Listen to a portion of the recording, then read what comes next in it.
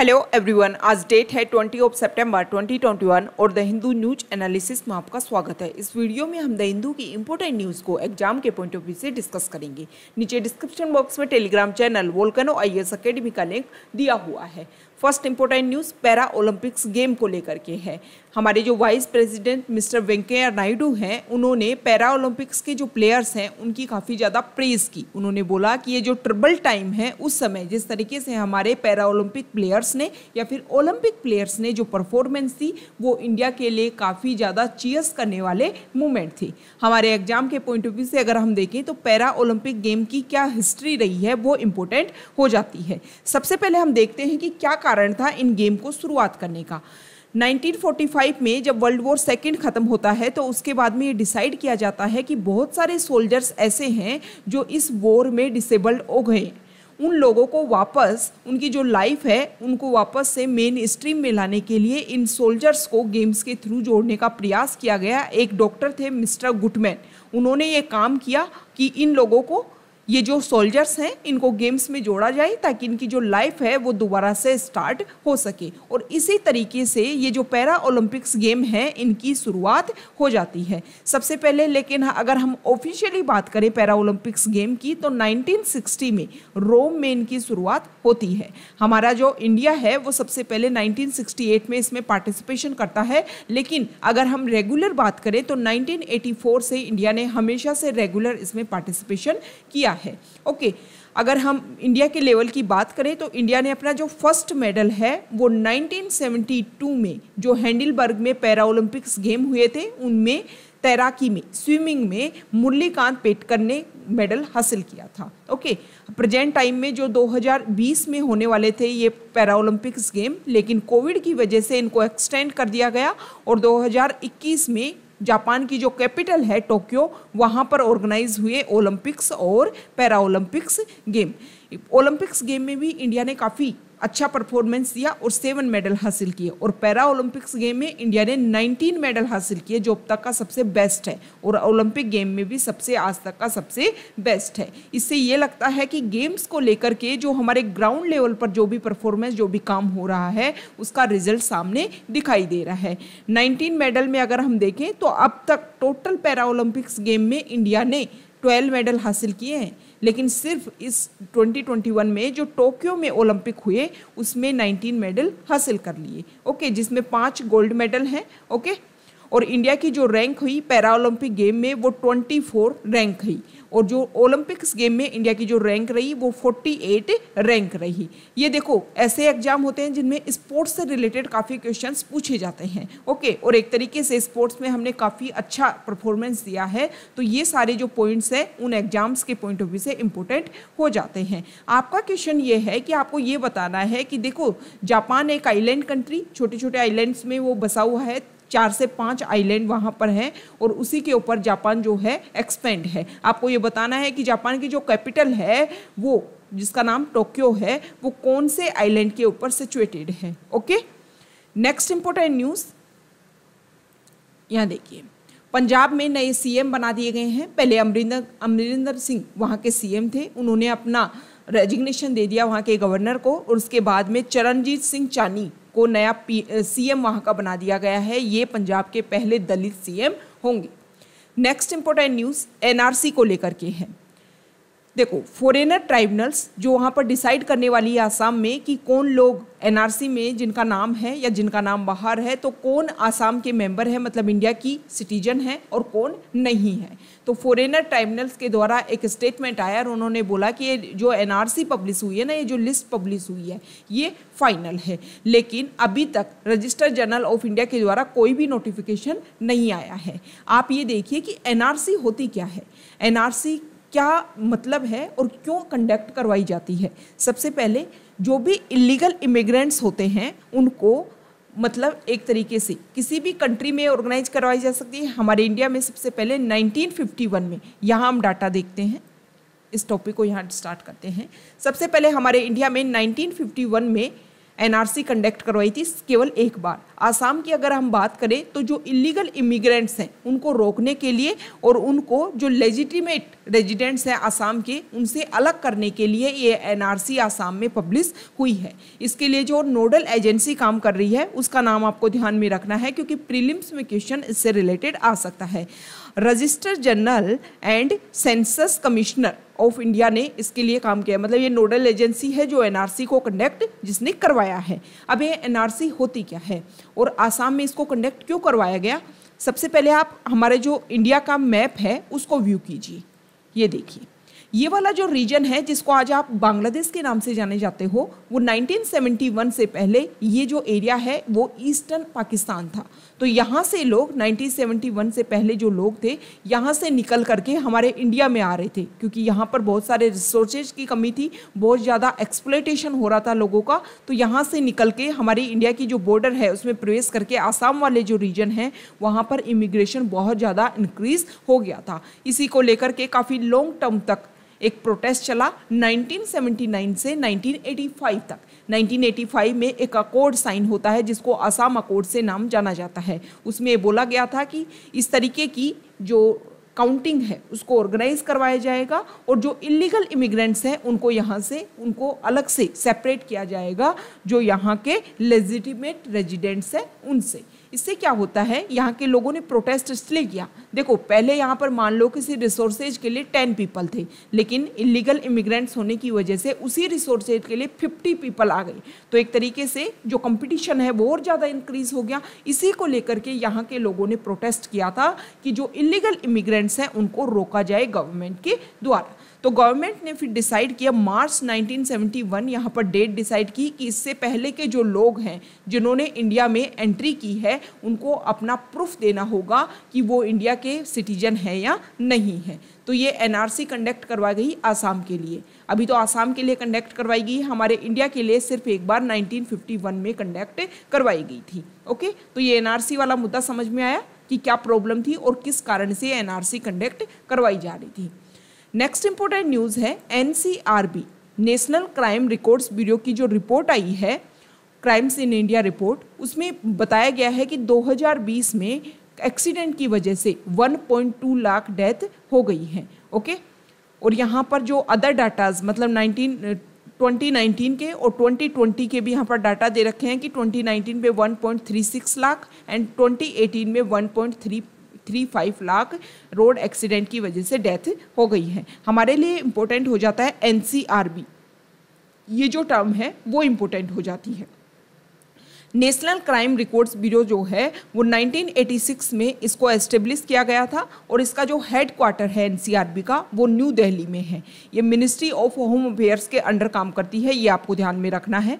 इसको 1977 से 1981 तक रिकमेंडेशन दी गई थी नेशनल पुलिस कमीशन के द्वारा, उनकी रिकमेंडेशन के आधार पर। और इसके अलावा MHA ministry of home affairs task force ने 1985 में रिकमेंडेशन दी और इन दोनों के आधार पर 1986 में इसको एस्टेब्लिश किया गया था। इसकी जो रिपोर्ट है क्राइम्स इन इंडिया रिपोर्ट वो 1953 से ही इंडिया में पब्लिश हो रही है।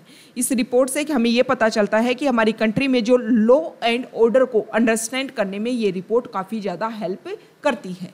ओके, नेक्स्ट इंपॉर्टेंट न्यूज़ है, यहाँ पर जो आर्टिकल है वो हिंदी लैंग्वेज को लेकर के है, हिंदी जो भाषा है उसको लेकर के है। और इस आर्टिकल में ये बताया गया है कि सेंट्रल गवर्नमेंट ने एक स्कीम लॉन्च की थी निपुण भारत जुलाई 2021 में, ताकि जो फाउंडेशनल लिटरेसी है और जो न्यूमरेसी है प्राइमरी स्कूल स्टूडेंट्स में उसमें क्या हो, उनका इंक्रीमेंट हो। Okay, participants from non Hindi speaking states, अब इस स्कीम में जो नॉन हिंदी स्पीकिंग स्टेट्स हैं उन्होंने भी पार्टिसिपेशन किया। तो उन्होंने कंप्लेंट की, उन्होंने बोला कि हम एक तरीके से खुद को इलिटरेट फील करते हैं क्योंकि जो इसमें इस स्कीम के तहत जो भी स्पीचेज दिए गए हैं उनको हम नहीं समझ सकते हैं और जो पावर पॉइंट प्रेजेंटेशन है वो भी हमारे लिए इजीली मतलब अंडरस्टैंडिंग करने वाली चीज़ नहीं है, क्योंकि सब कुछ जो बनाया गया है, जो भी प्रेजेंटेशन है, जो भी स्पीचेज है वो हिंदी में दिए गए हैं, जिसकी वजह से प्रॉब्लम हो रही है।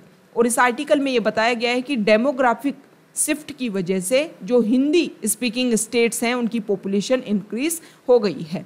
2011 की सेंसस के अकॉर्डिंग अगर हम बात करें, Hindi and its variants are the only major language to have gained mother tongue adherence over the last 40 years, growing from 36.99% of the population in 1971 to 43.63% by 2011।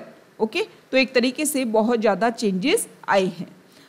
अब देखो, हिंदी लैंग्वेज की बात की गई है और यहाँ पर यह बताया गया है कि 8th शेड्यूल में experts favour promotion of languages not included in the 8th schedule of the constitution की जो 8वीं शेड्यूल है उसमें जो लैंग्वेजेस इंक्लूडेड नहीं है, एक्सपर्ट्स बोलते हैं कि उनको भी प्रमोट किया जाए। अब जो 8th शेड्यूल है उसमें कितनी लैंग्वेज हैं, इसके बारे में हम कुछ बेसिक फैक्ट्स देख लेते हैं।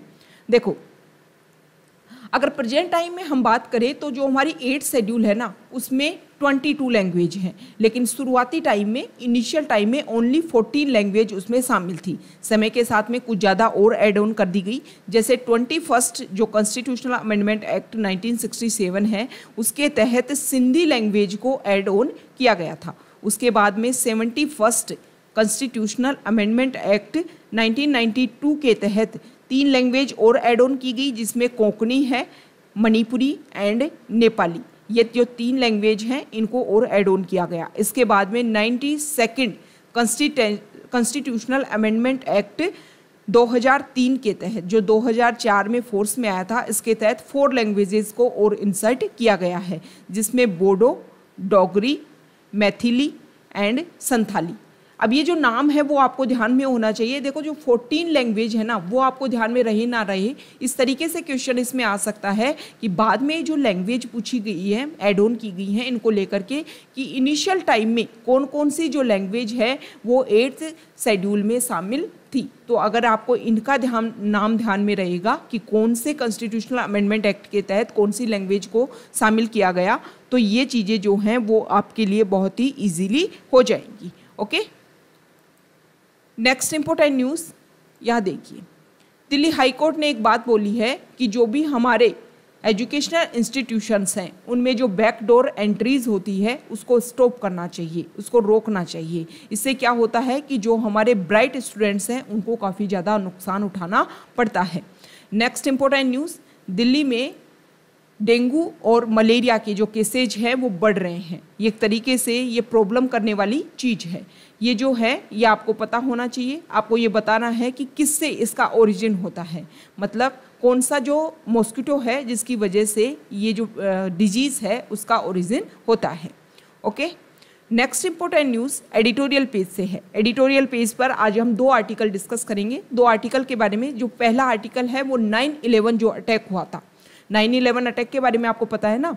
हमारे इंडिया में तो पहले क्या होता है, पहले डेट लिखी जाती है, उसके बाद में मंथ का नाम लिखा जाता है, लेकिन यूएस में पहले मंथ का नाम और फिर डेट लिखी जाती है।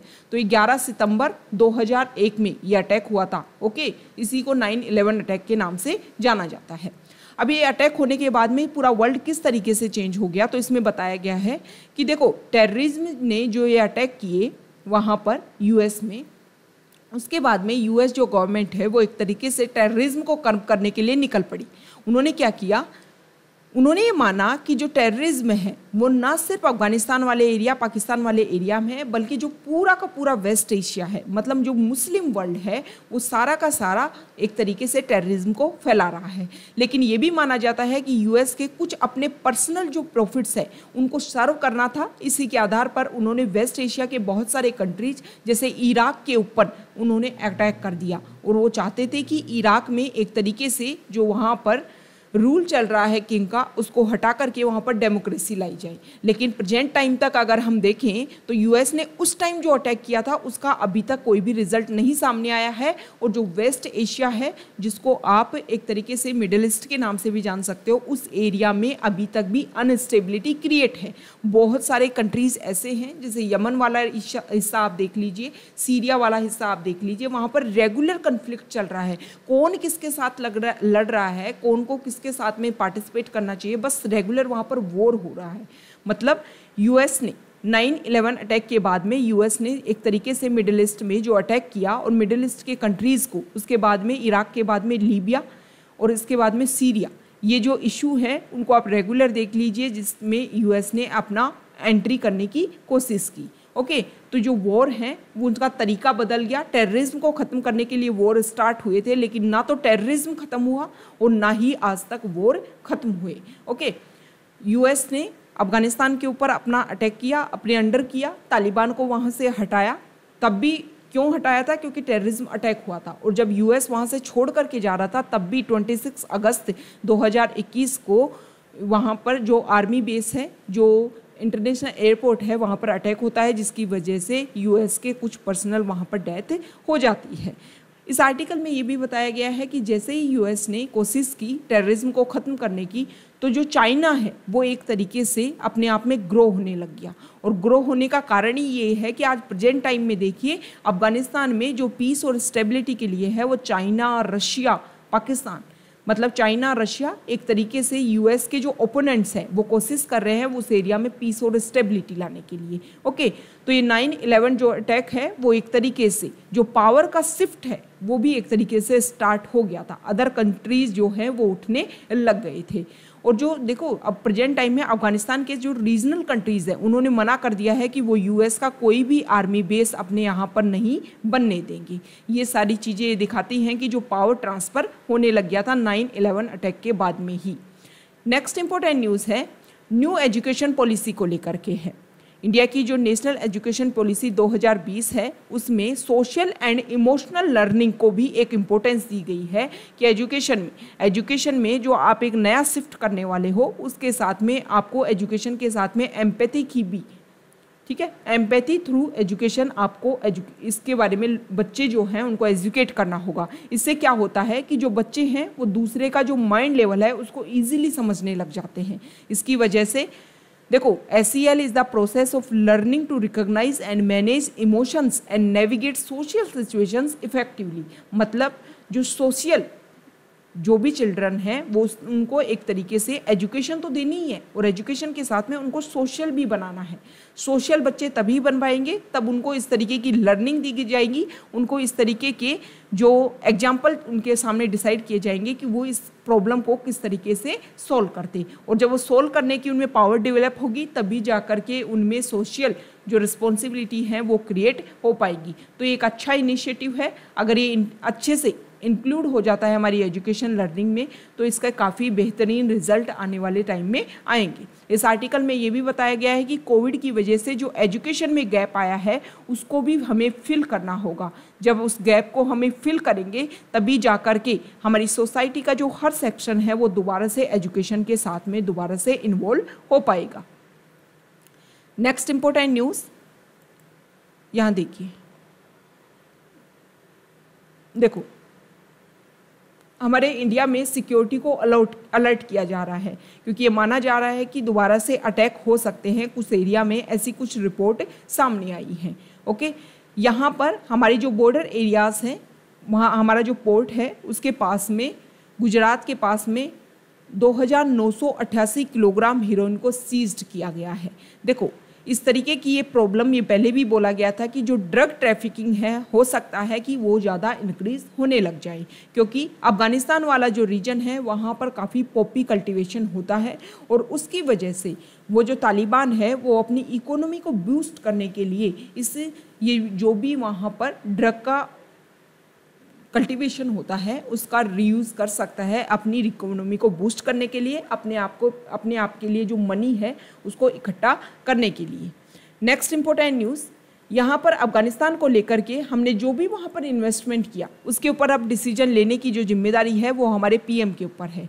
हमने वहाँ पर $3 बिलियन वेलफेयर इंफ्रास्ट्रक्चर और बहुत सारे प्रोजेक्ट्स उस कंट्री में बनाने के लिए हमने वहाँ पर इन्वेस्ट किया है, जिसमें हमने वहाँ पर सलमा डैम बनाया, वहाँ की पार्लियामेंट को बनाया, वाटर रिसोर्सेज के लिए बहुत सारा सड़क रेलवे, इन सब के लिए हमने बहुत ज़्यादा वहाँ पर इन्वेस्ट किया गया है। तो इस इन्वेस्टमेंट को किस तरीके से सेव किया जाएगा ये देखने वाली बात होगी। ये देखो 2016 में जब हमने सलमा डैम की ओपनिंग की थी, इनॉग्रेशन की थी, ये तब की पिक्चर है। नेक्स्ट इंपॉर्टेंट न्यूज़ यहाँ देखिए, एंटी टैंक मिसाइल जो है उसके सभी ट्रायल्स कंप्लीट कर दिए गए हैं। Helicopter launched Nag anti tank guided missile Helina, इसको इंडिजिनसली डेवलप किया गया है हमारे इंडिया में और अब इसके सभी ट्रायल्स कंप्लीट कर दिए गए हैं और जल्द ही इसको हमारी आर्मी के साथ में शामिल कर दिया जाएगा। ओके, इसको डेवलप करने में DRDO जो है उसने एक इम्पोर्टेंट रोल प्ले किया है। देखो, जिस तरीके से हम डिफेंस में पहले बहुत ज़्यादा इंपोर्ट करते थे, लेकिन धीरे धीरे जो इंडिया है वो एक्सपोर्ट से इंपोर्ट करते थे, लेकिन अब जल्दी ही हम एक्सपोर्टर कंट्रीज़ में शामिल हो जाएंगे। हमारे यहाँ पर जिस तरीके से प्रोजेक्ट चल रहे हैं और जिस तरीके से वेपन हम डेवलप कर रहे हैं, उससे ये लगता है कि जल्दी जो इंडिया है वो एक्सपोर्ट कंट्रीज़ में भी शामिल हो जाएगा। तो ये आज की इम्पोर्टेंट कुछ न्यूज़ हमने डिस्कस की एग्जाम के पॉइंट ऑफ व्यू से। Okay, thank you.